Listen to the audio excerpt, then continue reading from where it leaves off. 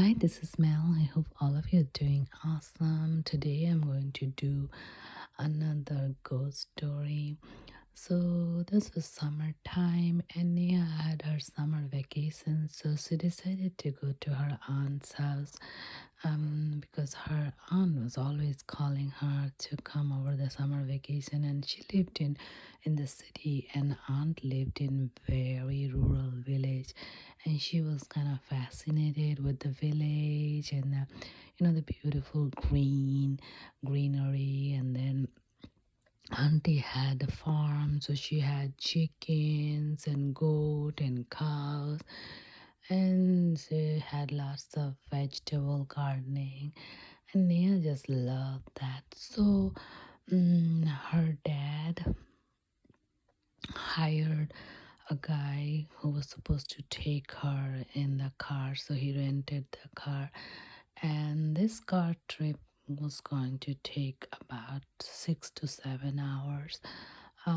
So he hired a professional person, and so Neha was going with her cousin, another cousin. So these two girls, her cousin was about 20 years old, and Neha was only 16 at the time because she just did her around 16 or 18. She just did her high school, and then she's gonna wait for her results to come about in 2 months. So in the meantime, she was using the time to go visit some relatives, have some fun, because there was a lot of hard work and studying, so she needed a break before the college starts.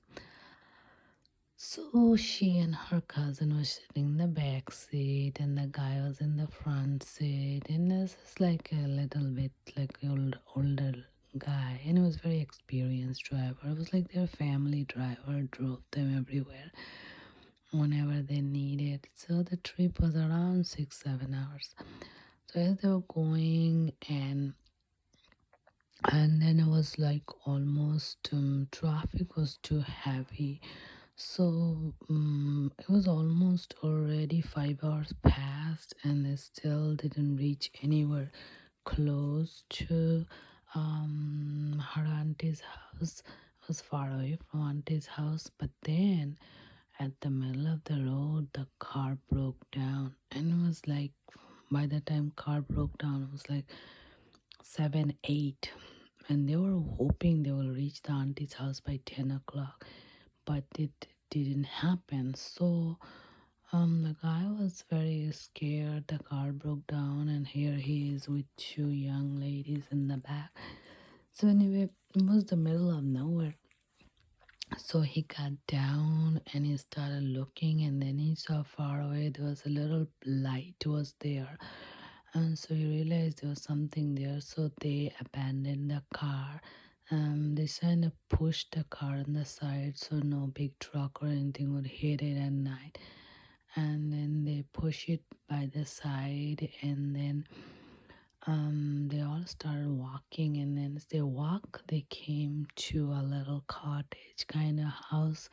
It was like a village, and then they were calling and knocking at the door. Anybody home? Anybody home? So then there was a elderly lady. She looked through the window and opened the window, and she asked who it is. And then the driver, his name was Josie, and the girl used to call him Uncle Josie. So Uncle Josie explained that he's trying to go to, he told the auntie's address and everything there, but it seems like it's still 2 hours away, but their car broke down and he cannot get anybody to fix it till morning. So he was afraid to stay in the car with two young ladies. So if there's any room or anything available that they could pay for and stay the night. So the lady saw the two young girls, and she just took a chance and she opened So they went in, and then the lady was nice enough to give them food. And then she said that her husband had a barber shop at the downstairs, and he just passed away a year ago. And she lives all by herself. Children lives far away. They come to visit. They lives in the city, but at the moment she's all alone. And so she gave them some food, and then she said that downstairs there are beds there so they can sleep. There are two beds downstairs because they turned the barber shop to two rooms. When the children come, they sleep there.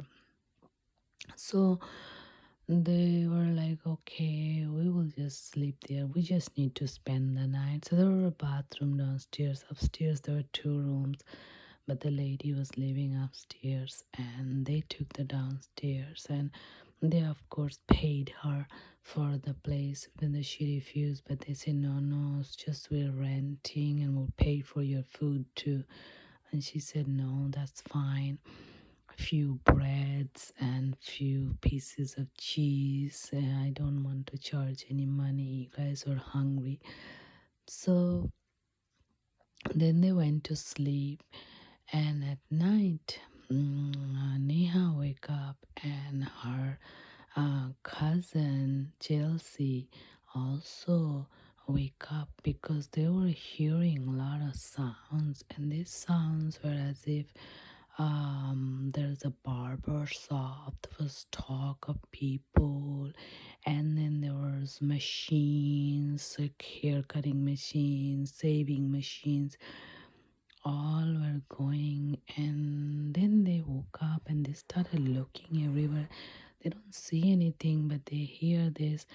So all through the night they keep hearing things, and they just were like, they find it very hard to sleep. And then but they tried their best, and sometimes they hear even knocks on the door, and they hear people talking, and they hear the saver and hair trimmer, hair cutting machine. And then there was a little kitchen downstairs and a bathroom. They hear people going to the bathroom, flushing the toilet, going in the kitchen, drinking water.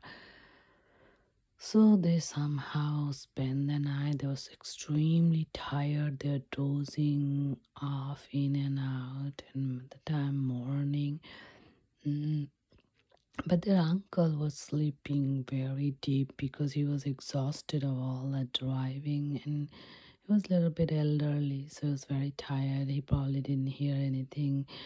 Then next morning, the auntie called somebody who was a repair person, car repair person she knew, and he came and he fixed up the car. And then they took the car and they explained everything to auntie. The girls, Chelsea and Neha, explained that all night long they were sleeping on and off because there was so much noise. So the auntie said that yes, her children come and they hear the noise too, all kinds of noises. So she thought it was her late husband who's still there to protect her. And she said he's harmless, he won't harm anybody, but he's just there to protect me, I guess. And so she's not afraid either. She feels protective knowing that he's there. So anyway, they just took their stuff and they ran out of that place. And luckily the mechanic fixed the car, so it took them another 2 hours to reach to her auntie's place. But that was her true experience of ghost, but it was a friendly ghost. So thank you so much. Don't forget to like, subscribe, comment, and share, and I'll see you with many, many more. And this was a true story.